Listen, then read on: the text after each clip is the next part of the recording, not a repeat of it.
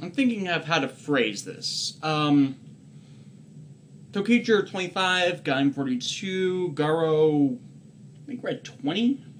Yeah, we're at 20.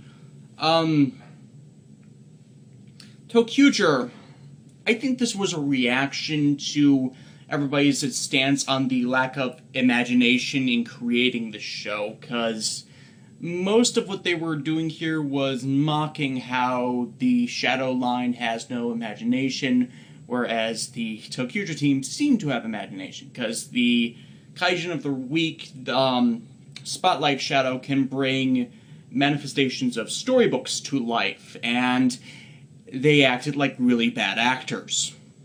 As in the manifestations of the fairy tales. They were usually represented in one of the main characters of the book, and then they were acting like they were hit by that Kaijin that made everybody really lazy.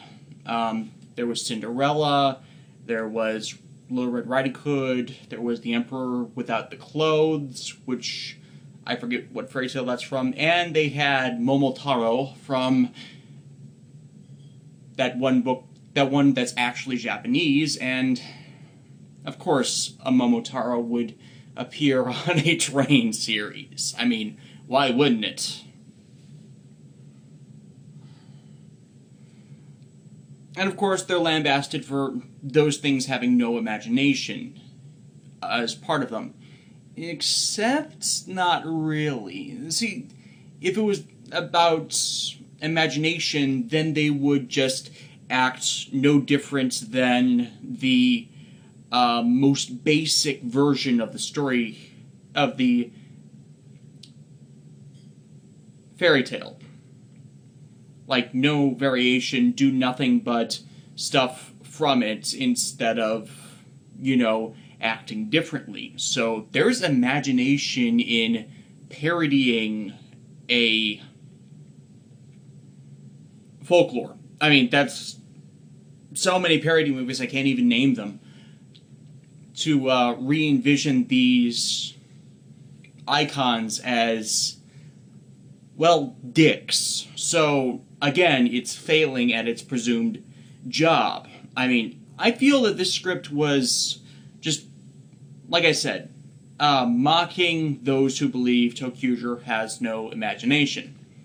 We've seen that with the suit designs that are existentially basic, aside from the emblem and the helmets. We've seen it with the mecha design. We've seen it with the weapon design. It's very basic, bottom of the barrels, no real variation. And what they do that's original, that's imaginative, doesn't fit with the themes of the show, or the context of the show, that they keep screwing up. And here's a script mocking that, and they screw it up.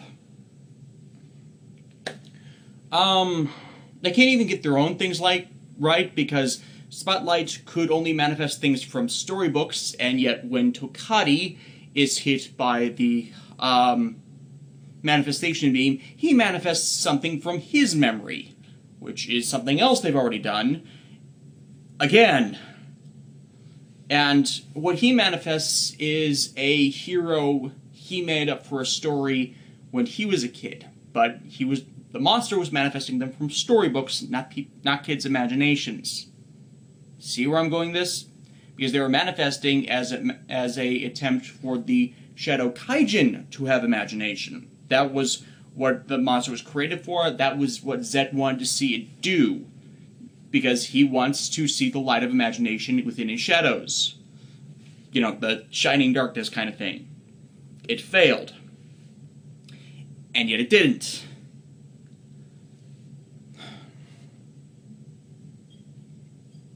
Yeah, parody is not a bad thing. There are a lot of bad parodies, but there are also a lot of good ones. The context is, it has to be funny to be a good parody.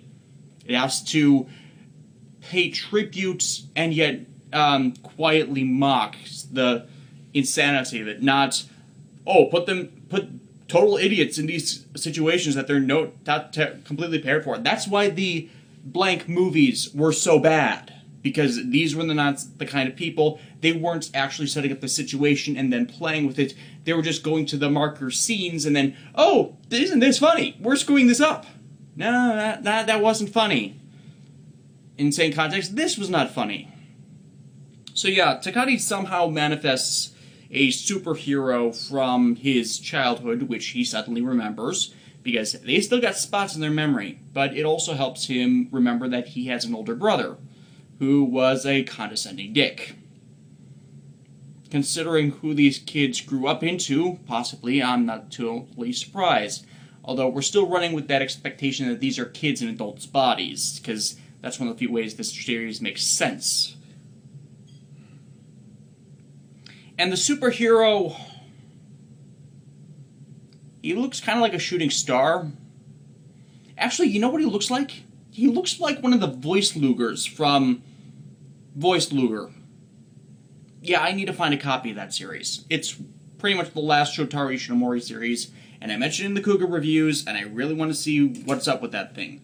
Because it was apparently concepted by him, but then when he took off on the project, it got changed majorly and eventually kind of racked him run into the ground.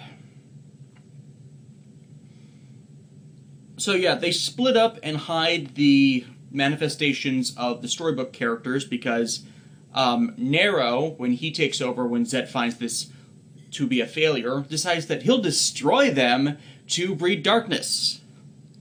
This is, again, another plan that they already did. Hell, it was Grita's plan. And that was also a two-parter, because the first part was a Miyu episode. The second one was...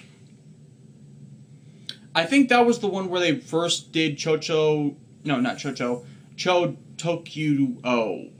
I think. It's been a while, and I'm trying not to reserve brain space for Tokyuger as much as I can. But yeah, they did this plot too. You know, you're not helping yourselves in making an imaginative, creative story, and yet repeating your own plot points. Hell, they kind of did the no confidence in yourself, and then the manifestations of your imagination give you confidence. That was Miyu's story as well, and they're repeating with Tokadi. This episode actually opened with Tokadi coming back with Raito and Hikari from one of the other carriages, and they were training at something. Training in enclosed places for stunts you gotta do with wide spaces is obviously going to get injuries, and yeah, Tokadi was pretty badly injured in the beginning of the episode, or at least to the point of exhaustion injured. You know, strained muscles and all that. That can count as an injury if it's rather extreme. Of course, he recovers fast, because, and then it's pretty much by the numbers silliness from there for most of it, because, or I should say, repeating Miyu's arc in that earlier episode, in, you know, finding confidence in yourself to do whatever, blah, blah, blah, except with a guy instead of a girl, because it's not like a guy could have gotten the implications from Miyu's episode, because she's a girl. I hate this show. I really do. Other thing to note is, yeah, I think they're overplaying Akira to make his bit more of a joke, comedic, than the seriousness everybody else has, like overdoing it to show that he's not totally serious about his obsession to death, and it's not working. It's really not. I mean, we get to see him smile a bit more at the end, because they're shooting off fireworks, even though the fireworks thing was episodes ago, so it's kind of out of place. And oh yeah, we got arm switching. Build Dio tank with the tank Russia, and Tokyo taking the build arms. Which is not exactly bad. I mean, I don't like the mechs, they're kind of basic. But you kind of get some variation with the arms going, and it gets kind of interesting, but again, the problem is that most equipable things for Sentai mechs the last few years have been in the form of arms. We're kind of sick of it. Yes. Okay, not last few years, but Kyoryujin had 6 different arm mechs that they swapped between 3 or 4 bases. And Go Busters technically did the arm switching with its arm combinations, which was either the Rabbit Copter or the Stag Jet. Admittedly, those were needed in some of the higher tier combinations, but we got it on Go Buster Ace, and I'm forgetting the name of Beat Buster's mech. Go Beat, Go Buster Beat. Gokaiger didn't have the arm switching. But Goseiger had the header switching, which sometimes included the hands. And Shinkenger... Actually, no, that was backpacks. But Go-Onger had it, and Geki Ranger swapped the legs. Bokenger in Operation Overdrive had it. Mystic Force, no. Technically not really with Deca Ranger and SPD, but definitely yes to Hurricaneger, Ninja Storm, and Aba Ranger, Dino Thunder. And yeah, I'm kind of sick of arm changers. Admittedly, it's the... If you can do it with between series, it's not bad, because, hey, combinable switches. Problem is, 1, it gets boring fast, and 2, you get the stupid Bandai of America Zord Builder line. I hate the Zord Builder line. Mainly because it gives us less good merchandise. I mean, I don't have a lot of money right now, but I haven't bought a Bandai of America product in years because of how bad they are these days. I kind of got away from where I was going with this, but yeah, it's not a very good one, and anytime they address imagination on the show, that's pretty much Toqger in a nutshell. Bad show. Gaim! So much for the Alliance of Riders, because Kaito's going his own way, Michi is an asshole, most of the rest of them don't know what they're doing anymore, or going to do now, and... yeah, Yoko's chasing after Kaito now. I mean, we know her by this point. We know she wants to see the growth of a king, but I think she made the wrong choice this time in how Kaito's being completely self-destructive. Admittedly, he needs someone to hold him back, but Yoko's not beating any sense into him, which is kind of the problem. Because she found out about his scar and how it's infesting him, and, well, it's what we saw earlier in the series with Invest's injuries causing Helheim vines to grow, for instance. Now, we know now, thanks to this episode, that the driver suppresses the pain and the growth of these things, but because it's been festering for so long, even trying to transform is a issue. A major issue, because now second time he tries to transform in the episode, he collapses in pain because of it, and we know next episode that he transforms into an Overlord Invest by eating some of the fruit, so I'm curious if this infection, because it was caused by an Overlord Invest and he's allowed it to fester for so long, is the baited trap to getting this ascended Overlord Invest form. Or if it's because he's done the Genesis driver effect for so long, and it's also changing his body, like I've presumed before.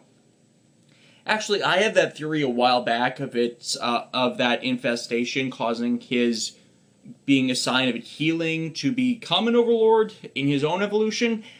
I was wrong, and yet I'm right. I like that.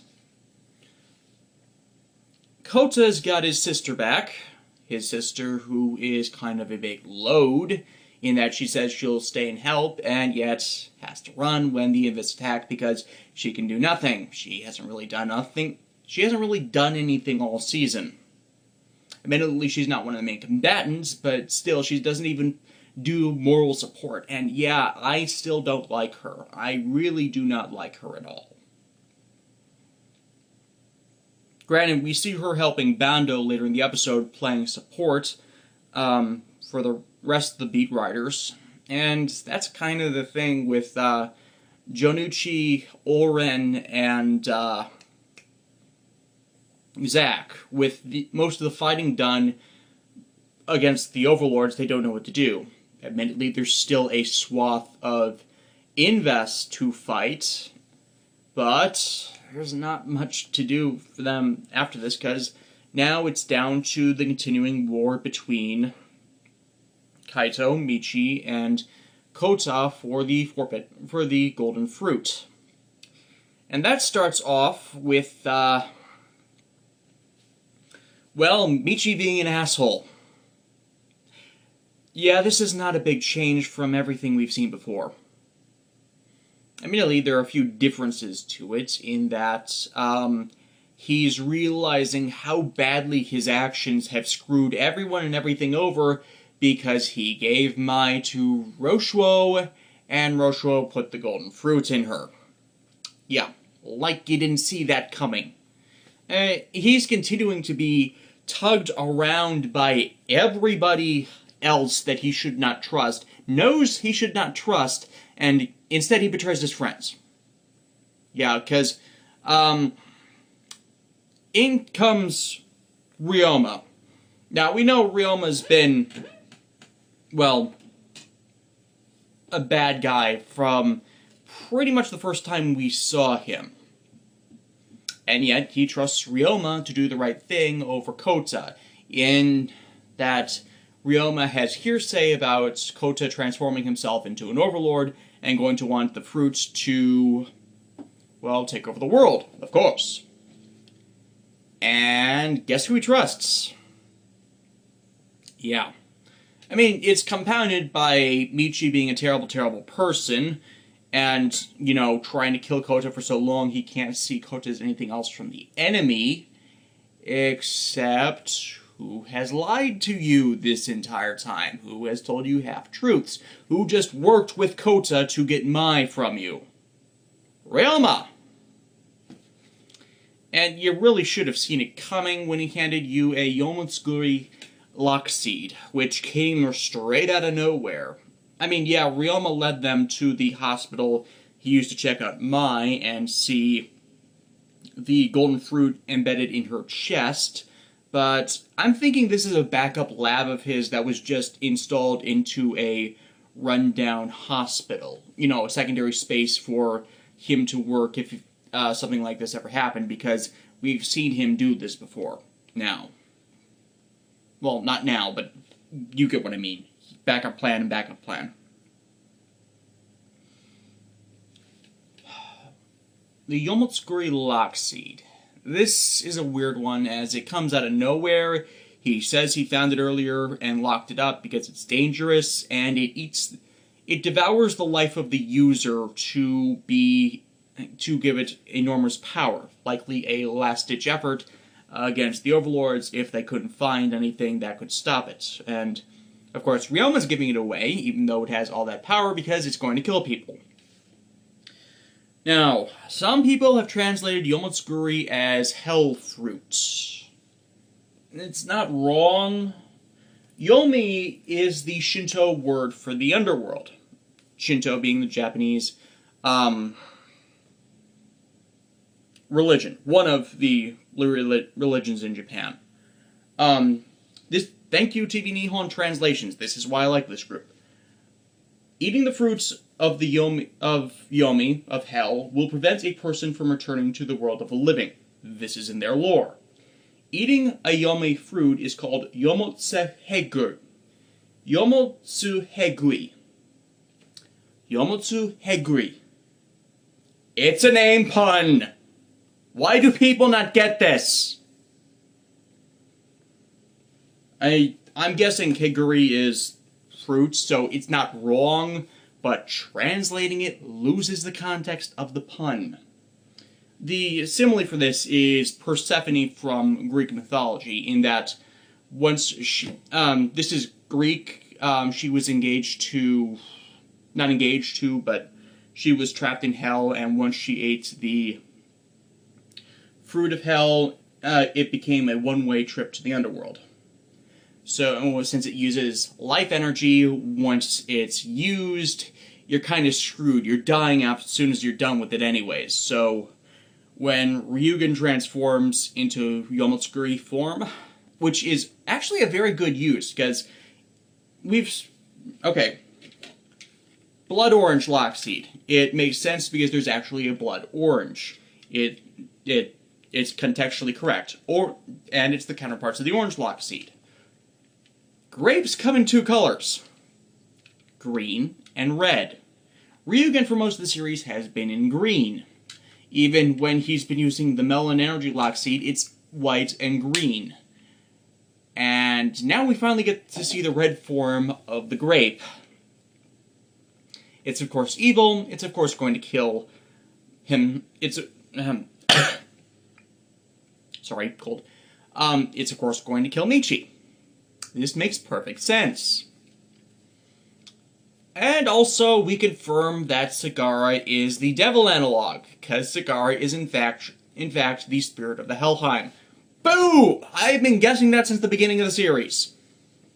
Okay, not the beginning, but as soon as we discovered that, Sagara could do the whole fruit change thing, we've been guessing at him. Well, we pretty much guessed he's been devil analog for a long time with how he's been tempting people.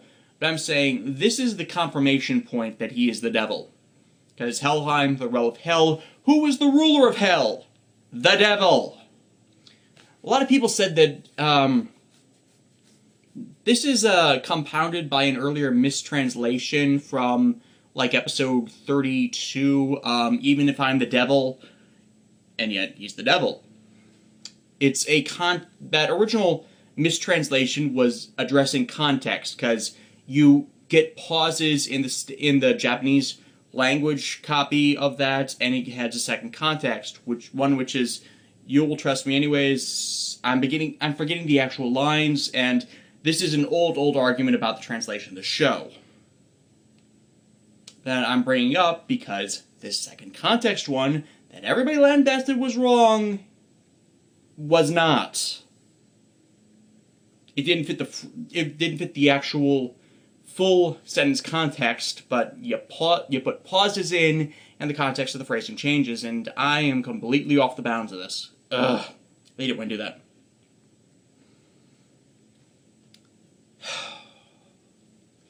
Kota versus Michi. Final round beginning.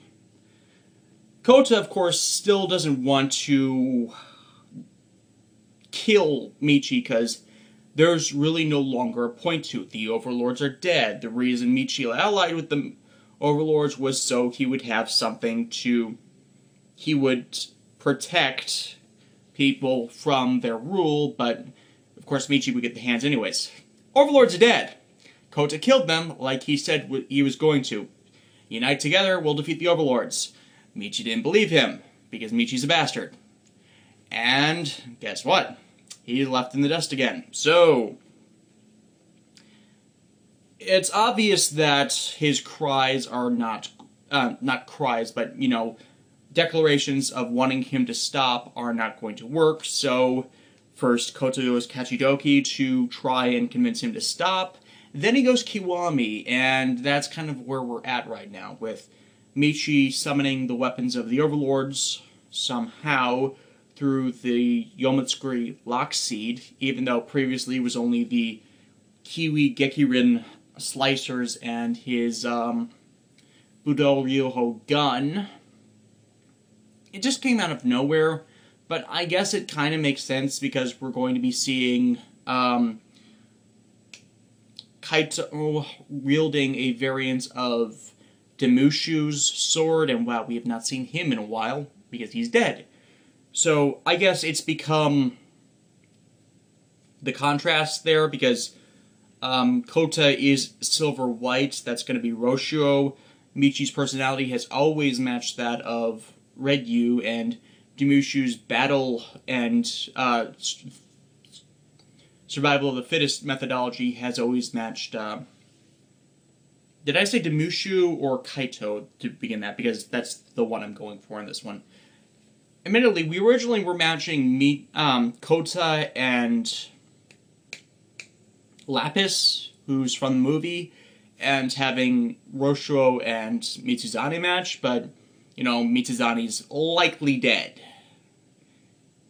I say likely because Gano Robuchi spoilers, and he likes to screw with us, kind of like that.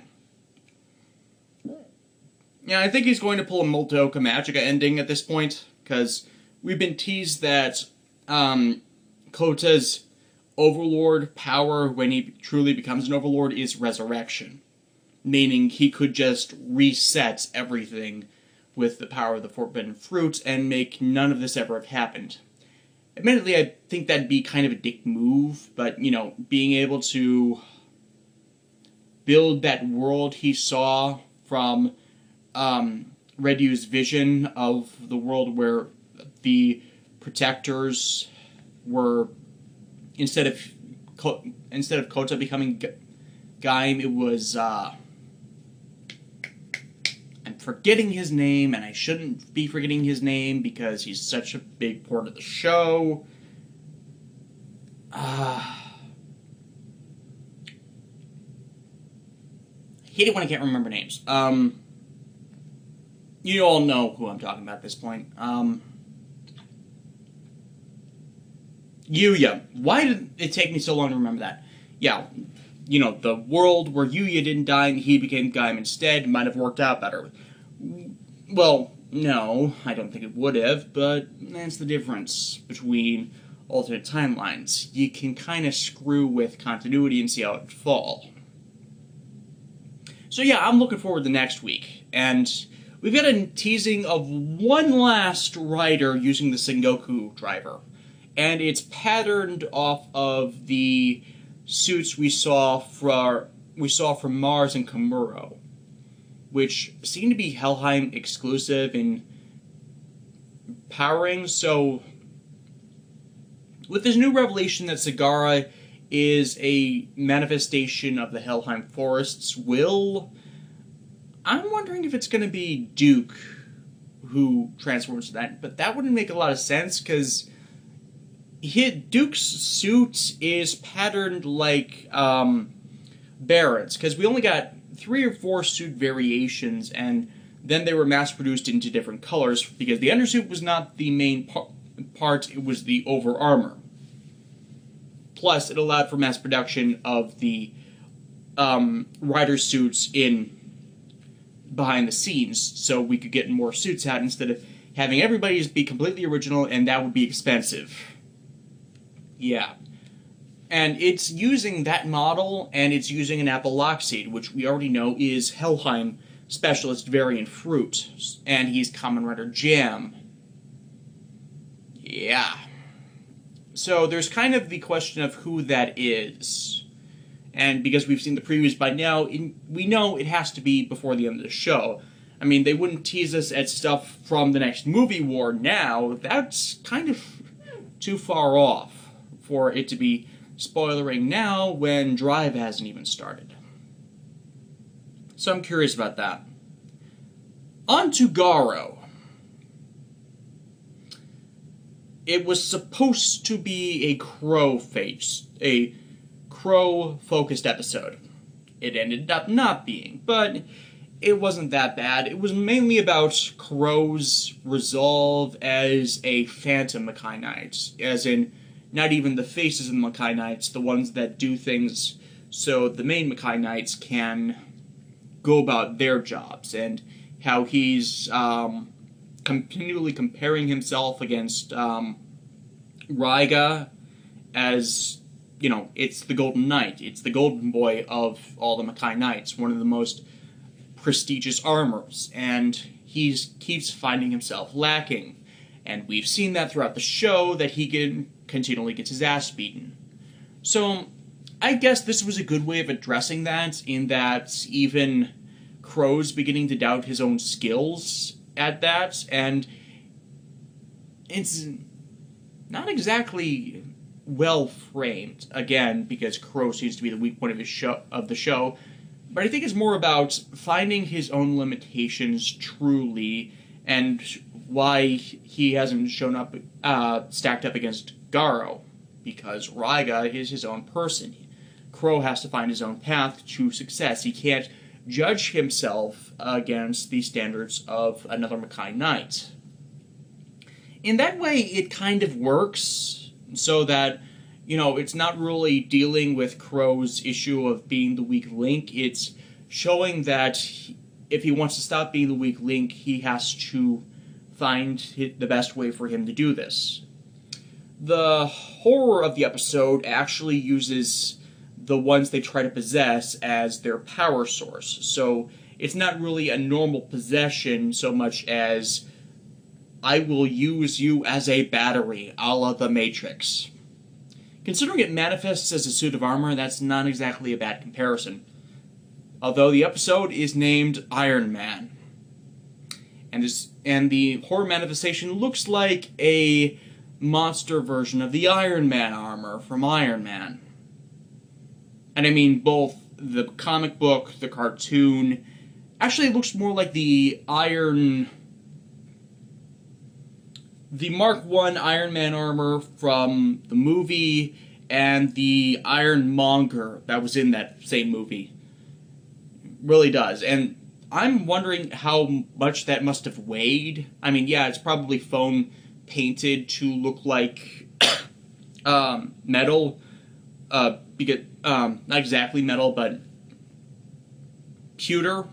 I think that's that's a rock. Like old train metal. Steam train, all that black, heavy painted, gripped, anti-rust metal, old stuff, really old stuff, because it's metal sculpture. Actually, something else that this reminded me of is the movie The Iron Giant. Yeah, I guess why it reminded me of such is, I guess how, again, it's the simile of how it looked. I guess, but yeah, when they realized that the supposedly possessed person was not actually possessed, they have to figure out whether to kill the horror and just let her die, or try and save her, because that's the duty of Makai Knight. People, unless they are possessed or make a contract with the horror to become possessed, are not lost. They don't kill them. That is the rules. No matter how despicable they can be. Oh, I am looking forward to releasing my review on that in a month. But, Kuro thinks it's hopeless, but Raiga remembers a story of Koga putting Kaoru in the Garo armor to save her at some point. I'm assuming this happens after the original series, Chapter of the Black Wolf, because I have not seen that episode, but it wouldn't surprise me if this was something from Makai Senki. Because Makai Senki. Or maybe one of the movies or specials. I have yet to get to those too. But it's a good simile, because that's how Raiga saves the girl. He allows himself to be devoured by the horror, in that the horror uses souls for power, and since, that's how it's powering itself, hey, a second soul. So he actually lets himself get inserted into the horror to summon his armor within it while he's with the girl, and destroy it from the inside. And then she's free. And, it's using continuity well, I think. Because I haven't watched it, so hearsay on that. But, again, one of the problems is that Kuro's been there because you need to have a second Makai Knight on the show, even if they don't do anything. And Kuro has been doing next to nothing. So I think this was okay in remedying that, because he might be a Makai Knight, but he's not a good one yet. So it's about him putting him on his own path to greatness, and it's okay. I just think that he needed a bit more showcasing throughout the series, I guess. But at least they took the time to address this issue with the story, which is, again, Garo knowing its faults and doing what it can to remedy them, which is, again, the markings of a good show. Finding a fault, trying to fix it.